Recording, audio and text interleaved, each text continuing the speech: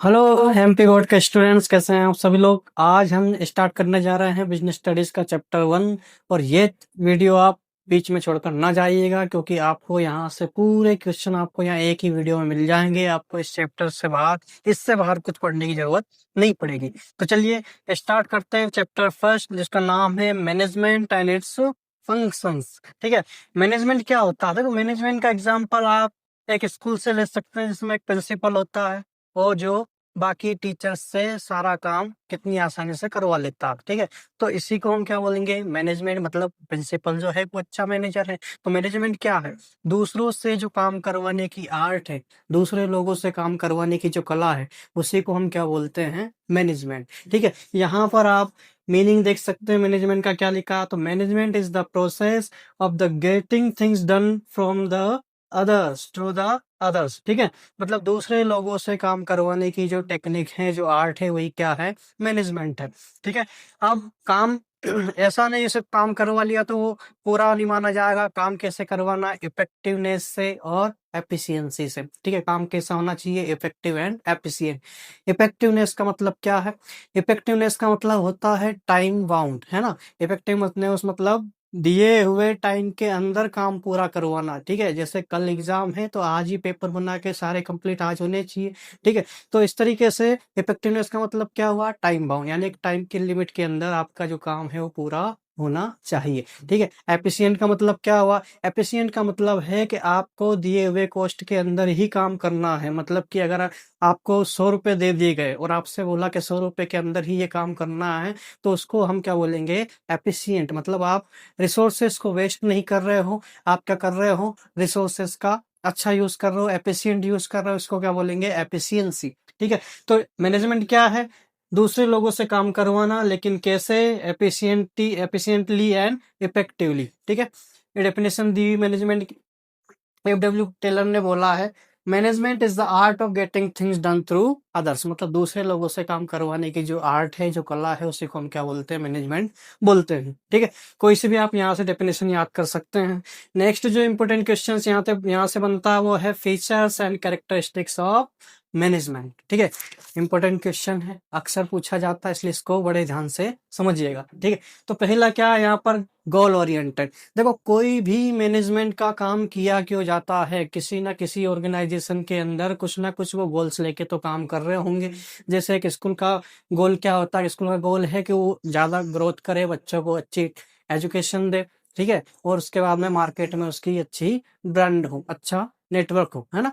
तो इसी गोल को लेके एक स्कूल काम करता है। तो मैनेजमेंट बिना किसी रीजन के नहीं किया जाता, मैनेजमेंट किया जाता है किस लिए, किसी गोल को लेकर, किसी ऑब्जेक्ट को लेकर। ठीक है, दूसरा क्या है, ग्रुप एक्टिविटी, है ना। ग्रुप एक्टिविटी मतलब क्या, देखो मैनेजमेंट का काम कोई अकेला व्यक्ति कर सकता क्या, नहीं कर सकता। ठीक है, जैसे प्रिंसिपल अकेला सारा काम नहीं कर सकता, वैसे ही मैनेजमेंट किस में किया जाता है, ग्रुप में। किस में किया जाएगा, ग्रुप में, है ना। ग्रुप में मतलब यहाँ पे प्रिंसिपल्स, टीचर्स, इन सबके टीम होंगी। इसी तरीके से जो बड़ी बड़ी कंपनियां होती हैं, उनमें कोई अकेला मैनेजर सारा काम नहीं कर लेता है। ठीक है, सारा काम कौन करता है, सब लोग मिलकर करते हैं। तो मैनेजमेंट क्या हुई, एक ग्रुप एक्टिविटी। ठीक है, नेक्स्ट क्या है, देखो कॉन्टिन्यूअस प्रोसेस। कॉन्टिन्यूअस प्रोसेस का मतलब क्या है, देखो मैनेजमेंट का एक गोल अचीव होगा तो मैनेजमेंट दूसरा गोल सेट करेगा, दूसरा गोल अचीव होगा तो फिर नेक्स्ट गोल सेट करेगा। तो इस तरीके से हम देखते हैं कि मैनेजमेंट एक कंटिन्यूअस चलने वाली प्रोसेस है, यानी कि मैनेजमेंट कभी भी खत्म नहीं होने वाला है, ये कंटिन्यूअस चलेगा। ठीक है, तो मैनेजमेंट को हमने क्या बोला है, कंटिन्यूअस प्रोसेस। ठीक है, next one is dynamic function. Dynamic का मतलब क्या है, देखो मैनेजमेंट को टाइम के साथ में चेंज होना पड़ता है। अलग अलग जगहों पे अलग अलग लोगों के साथ में जब काम करना होता है तो मैनेजमेंट को अपने उस डायनेमिक नेचर को बनाए रखना पड़ता है। डायनेमिक मतलब है कि टाइम के साथ में चेंज होना। ठीक है, टाइम और स्पेस के साथ में चेंज होना। ठीक है, आप देखोगे कुछ लोग जो हैं वो प्यार से काम कर लेते हैं, कुछ लोग जो होते हैं वो कुछ स्ट्रिक्टली जब उनके साथ पेश आते हैं तब काम करते हैं। तो मैनेजर को हमेशा अपने नेचर को क्या करना पड़ता, चेंज करना पड़ता। इसलिए मैनेजमेंट को क्या बोला, डायनेमिक प्रोसेस। ठीक है, नेक्स्ट वन इज इंटेंजिबल। देखो मैनेजमेंट इंटेंजिबल है। इंटेंजिबल का मतलब क्या है, जिसको आप देख नहीं सकते, जिसको आप छू नहीं सकते, जिसको सिर्फ आप महसूस कर सकते हो। ठीक है, जैसे मैनेजमेंट का काम आप महसूस कर सकते हो कि यहाँ इस ऑर्गेनाइजेशन का मैनेजमेंट अच्छा है, इस स्कूल का मैनेजमेंट अच्छा है, लेकिन आप कहीं पर भी मैनेजमेंट को देख नहीं सकते, है ना? तो सिर्फ ये फील किया जा सकता है। इसलिए मैनेजमेंट कैसी पावर है? एक इंटेंजिबल पावर है, जिसको आप देख या छू नहीं सकते। क्या करते हो? सिर्फ महसूस कर सकते हो। ठीक है। उसके बाद में आप देख लीजिए ऑल परवेजिव। ऑल परवेजिव का मतलब क्या है? देखो, एक छोटी से छोटी दुकान से लेकर बड़ी से बड़ी कंपनी तक, बिना मैनेजमेंट के कोई भी ऑर्गेनाइजेशन सक्सेसफुल नहीं हो सकता। इसलिए सभी तरह के ऑर्गेनाइजेशंस में मैनेजमेंट की जरूरत पड़ती है। इसी को हम क्या बोलेंगे? ऑल परवेजिव, यानी कि जो सभी जगह अप्लाई हो सके, लोअर लेवल से लेकर टॉप लेवल तक। ठीक है, हर जगह मैनेजमेंट की जरूरत पड़ती है। ठीक है, तो ये क्या है? हमारे फीचर्स हैं किसके? मैनेजमेंट के। ठीक है, ये हमारे फीचर्स हैं मैनेजमेंट के। उसके बाद में हम अगर नेक्स्ट क्वेश्चन पे चलेंगे, तो नेक्स्ट क्वेश्चन क्या है? नेक्स्ट क्वेश्चन है हमारा ऑब्जेक्टिव्स ऑफ मैनेजमेंट। ठीक है, ऑब्जेक्टिव्स ऑफ मैनेजमेंट।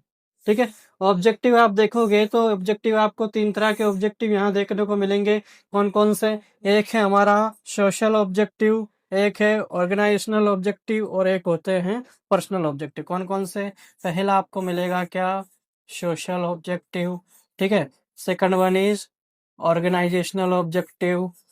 ठीक है, and third one is personal objective. ठीक है, थर्ड कौन सा है? Personal objective. ठीक है, इनको हम डिटेल में अभी आगे पढ़ने वाले हैं। ठीक है, अभी हम दूसरे क्वेश्चन डिस्कस कर लेते हैं। आगे अपना क्या है?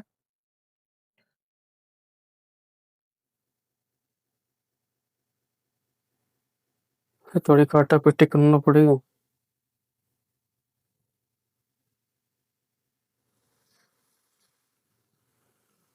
ठीक है, नेक्स्ट है हमारा management as art and management as science and important question, management as a profession. ठीक है, तो management as a science, management एक साइंस कैसे है? तो मैनेजमेंट एज अ साइंस, देखो साइंस क्या होती है? साइंस ऐसा सब्जेक्ट जिसके पास में सिस्टमेटिक नॉलेज हो। ठीक है, जिसको पूरी दुनिया में यूनिवर्सली अप्लाई किया जाता हो। ठीक है, जिसके सभी जगह प्रिंसिपल्स कैसे हों? एक जैसे हों, मतलब सभी रूल्स उसके कैसे हों जो पूरी दुनिया में एक तरह से फॉलो किए जाते हैं यूनिफॉर्मली। ठीक है, साइंस के अपने लॉस होते हैं, साइंस के अपने नियम्स होते हैं। तो क्या हम मैनेजमेंट में ये सब चीजें देखते हैं? तो बिल्कुल, मैनेजमेंट एक सिस्टमेटिक बॉडी ऑफ नॉलेज है। आप ये पूरी बुक पढ़ रहे हो मैनेजमेंट के बारे में, तो क्या मैनेजमेंट का अपना खुद का सिस्टमेटिक नॉलेज नहीं है? बिल्कुल है। ठीक है, तो मैनेजमेंट एक साइंस हो सकता है। ठीक है, मैनेजमेंट के अपने प्रिंसिपल्स हैं, अपनी थ्योरीज हैं। ठीक है, आप अभी नेक्स्ट चैप्टर में पढ़ोगे, चैप्टर 2 में, कि मैनेजमेंट की प्रिंसिपल्स होते हैं, थ्योरीज होती हैं।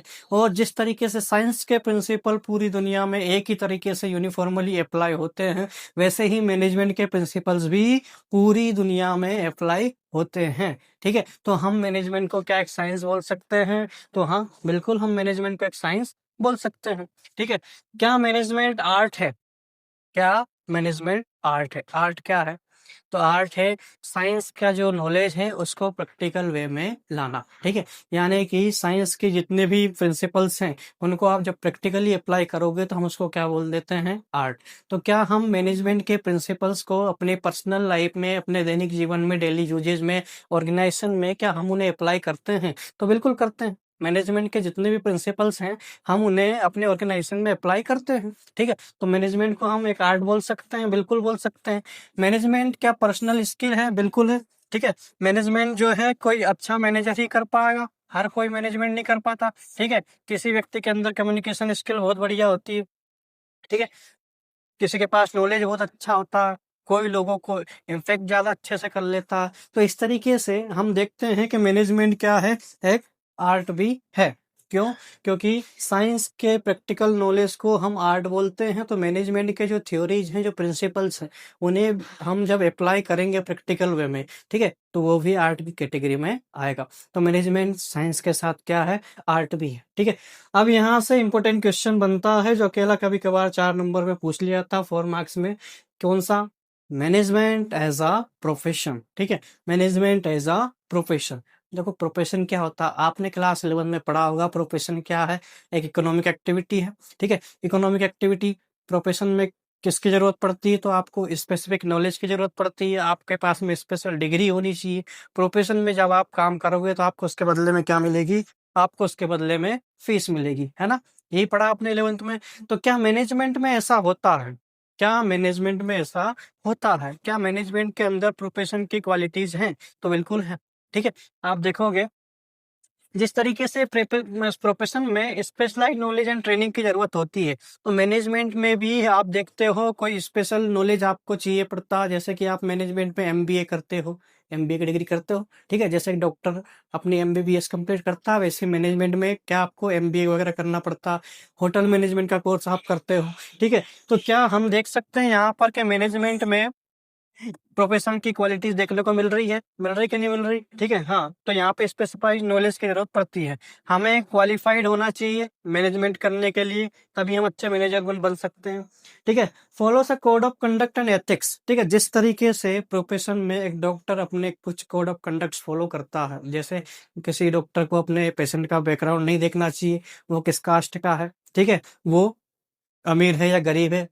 डॉक्टर का ड्यूटीज क्या है कि वो अपने मरीज की, अपने पेशेंट की क्या करें, इलाज करें, है ना। ये उसका धर्म है। वैसे ही मैनेजर को भी जितने भी वर्कर्स हैं वो सबके साथ एक जैसा व्यवहार करे, सबके साथ इक्वल बिहेवियर करे, ठीक है। तो जिस तरीके से प्रोफेशन में कुछ कोड ऑफ कंडक्ट फॉलो करने पड़ते हैं, वैसे ही मैनेजमेंट में भी कुछ कोड ऑफ कंडक्ट फॉलो करने पड़ते हैं, ठीक है। तो ये है। उसके बाद में प्रोफेशन का ऑब्जेक्टिव क्या होता है, सर्विस देना हो, लोगों को सर्व करना। एक डॉक्टर क्या करता है, इलाज करता है, तो लोगों को सर्विस ही दे रहा ना, सेवा ही कर रहा है। तो वैसे ही मैनेजर भी जब काम करता है मैनेजमेंट के अंदर, तो वो अपने वर्कर्स को क्या दे रहा होता, सर्विस दे रहा होता। समाज को क्या दे रहा होता, सोसाइटी को सर्विस दे रहा होता, ठीक है। एक ऑर्गेनाइजेशन के अंदर बनने वाले प्रोडक्ट फाइनली कंज्यूम कहाँ होंगे, सोसाइटी में, लोग ही खरीदेंगे उनको, समाज ही खरीदे, ठीक है। तो कहीं ना कहीं मैनेजमेंट क्या सर्विस देने का काम कर रहा है, बिल्कुल कर रहा है, ठीक है। तो हम देखते हैं कि यहाँ पर मैनेजमेंट में प्रोफेशन की क्वालिटीज पाई जाती हैं, इसलिए मैनेजमेंट को हम प्रोफेशन भी कह सकते हैं, ठीक है। तो अब क्वेश्चन बनता है कि क्या मैनेजमेंट कंप्लीटली साइंस है, कंप्लीटली आर्ट है, या कंप्लीटली प्रोफेशन है। तो मैं ये कहूंगा कि मैनेजमेंट ना तो कंप्लीटली साइंस है, ना कंप्लीटली आर्ट है, और ना ही कंप्लीटली प्रोफेशन है, ठीक है। ये एक प्योर साइंस, प्योर आर्ट और प्योर प्रोफेशन है, ठीक है। ये आप लिख सकते हैं कंक्लूजन में, ठीक है। उसके बाद में हम नेक्स्ट क्वेश्चन पे चलेंगे। अगला क्वेश्चन क्या है आपका, अगला क्वेश्चन है अपने इसमें लेवल्स ऑफ मैनेजमेंट, ठीक है। एक ऑर्गेनाइजेशन के अंदर पर मैनेजमेंट के कितने लेवल्स होते हैं, ठीक है। तो मैनेजमेंट के यहाँ पर हमें 3 लेवल देखने को मिलते हैं, कौन कौन से, top level management, middle level management and lower level of management, ठीक है। तो टॉप लेवल मैनेजमेंट क्या है, जो सबसे ऊपर रहेगा, मतलब सबसे ऊपर कौन रहेंगे, जो ऑर्गेनाइजेशन के मालिक हैं, जो पूरे ऑर्गेनाइजेशन को चला रहे हैं, वही लोग रहेंगे, ठीक है। तो टॉप लेवल में आप देखोगे इसको स्ट्रेटेजिक मैनेजमेंट भी बोला जाता है। ये एक ऑर्गेनाइजेशन के सबसे ऊपर का मैनेजमेंट है, ठीक है। उसके बाद में आप देखोगे इसके मेन फीचर्स क्या है, तो consist of board director, CEO, CFO, president, etcetera,